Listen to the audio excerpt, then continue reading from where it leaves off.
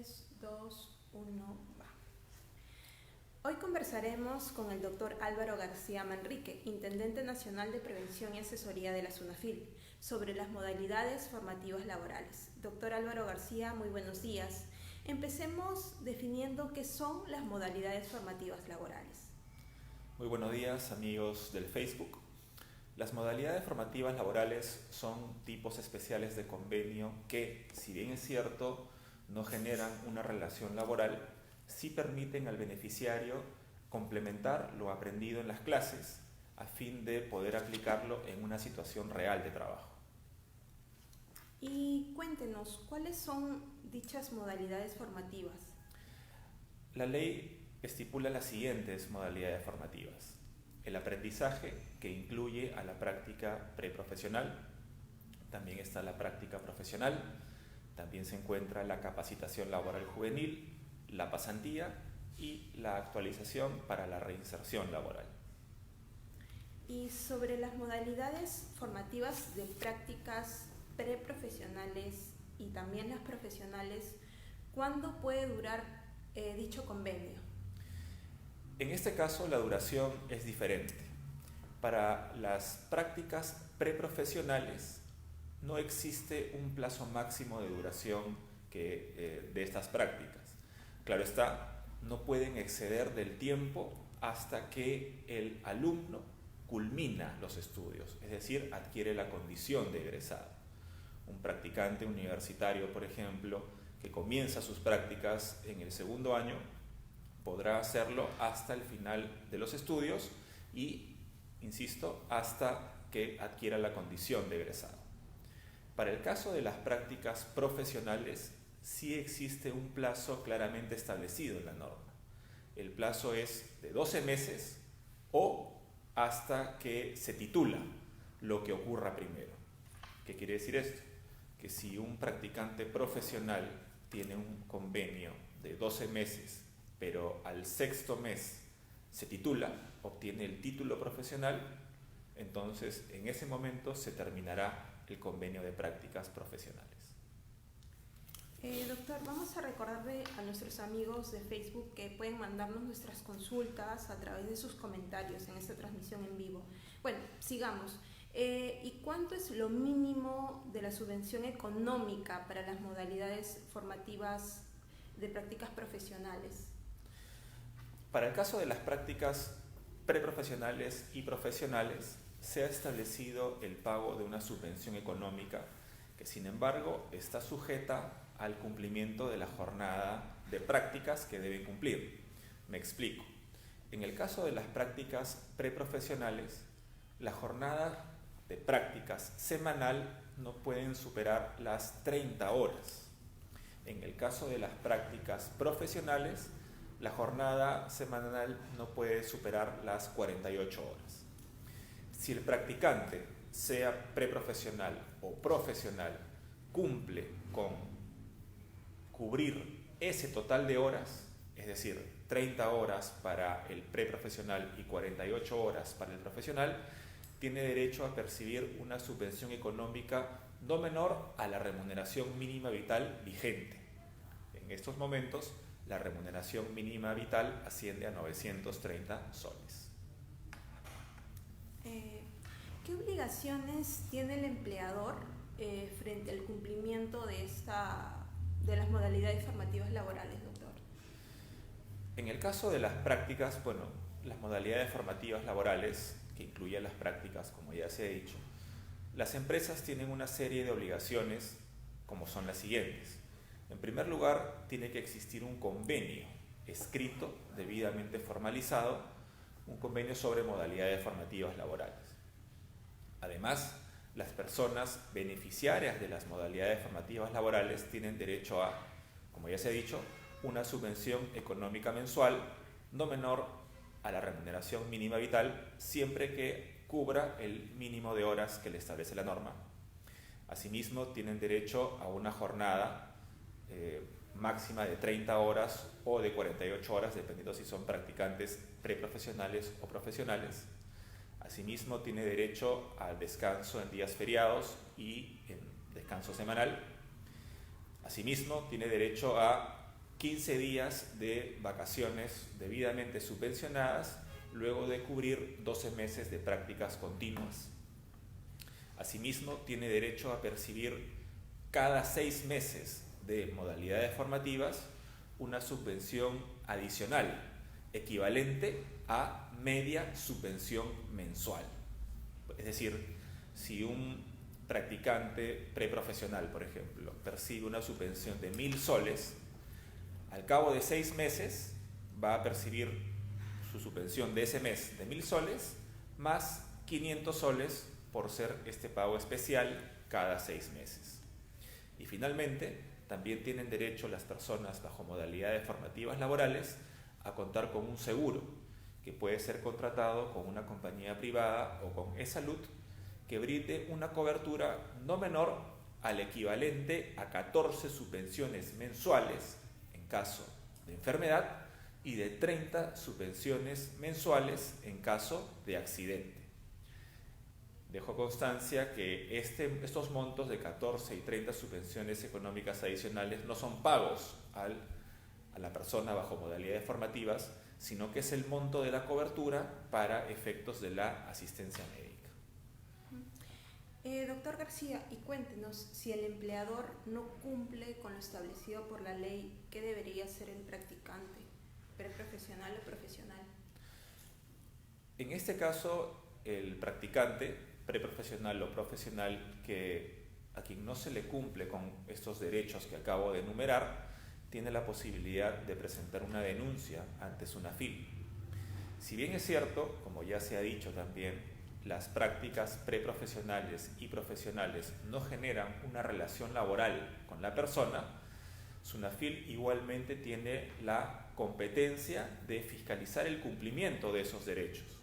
Es decir, el practicante podrá presentar una denuncia, sea por vía presencial o por canal virtual, para que nosotros podamos intervenir y exigir el cumplimiento de esos derechos. Doctor, nos han llegado aquí algunas preguntas, a ver si les vamos respondiendo a nuestros usuarios en Facebook. Dice, si la empresa quiere darme constancia de trabajo y no de prácticas, ¿es válido? El practicante, al finalizar las prácticas, sea preprofesional o profesional, tiene derecho a un certificado de prácticas que acredite que ha realizado esta modalidad en la empresa y por determinado tiempo, ¿no? El certificado de trabajo o constancia de trabajo es un documento que corresponde solamente a los trabajadores, es decir, a aquellos que tienen propiamente una relación laboral. Si la empresa le está entregando un certificado de trabajo a una persona que ha realizado prácticas, es un error de la empresa, porque lo que corresponde entregarle al practicante es un certificado de prácticas, no un certificado de trabajo. Si la empresa finalmente entrega ese certificado de trabajo al practicante, estaría evidenciando que en realidad esa persona no realizó prácticas, sino que realizó propiamente un trabajo. Aquí tenemos otra pregunta, nos dicen, ¿las prácticas preprofesionales y profesionales ya cuentan como experiencia laboral? Para efectos de la experiencia profesional, ¿de acuerdo? En el sector privado, ya dependerá de la empresa convocante, ¿de acuerdo? Es decir, una empresa privada que lanza una convocatoria para contratar trabajadores y permite que el tiempo de duración de las prácticas, generalmente profesionales, no preprofesionales, cuente como experiencia, dependerá de la decisión de la empresa privada. Bueno, vamos a seguir con las preguntas de nuestros usuarios luego. Y díganos, ¿cuáles son las infracciones por modalidades formativas laborales? En el caso de las infracciones, nos referimos al incumplimiento por parte de la empresa de las obligaciones que tiene con los practicantes, ¿no? Pueden ser, entre ellas, no haber celebrado el convenio de prácticas, ¿no? O no entregarle al practicante los derechos a los que les corresponde, ¿no? Por ejemplo, no pagarle la subvención mínima mensual o no otorgarle vacaciones luego de los 12 meses de prácticas consecutivas, no entregar ese pago especial cada 6 meses, equivalente a media subvención mensual, entre otras. Es importante decir que las infracciones no solamente pueden acarrear la imposición de una multa por parte de la SUNAFIL, sino asimismo la desnaturalización del convenio. ¿Y a qué nos referimos con eso? Que no solamente la empresa va a ser multada por no haber cumplido con un derecho de un practicante, sino que será exigida, será compelida a incluir a ese practicante como un trabajador propiamente en la empresa. Y pongo un ejemplo, ¿no? Un ejemplo bastante de laboratorio. Imaginémonos una estudiante universitaria de psicología quien suscribe un convenio de prácticas preprofesionales con una determinada empresa para supuestamente realizar prácticas en psicología. Pero sucede que en la realidad de los hechos, esta persona no está realizando prácticas en psicología, sino que está realizando propiamente un trabajo remunerado. Por ejemplo, la tienen como recepcionista en la empresa. Claramente, este convenio de prácticas se ha desnaturalizado.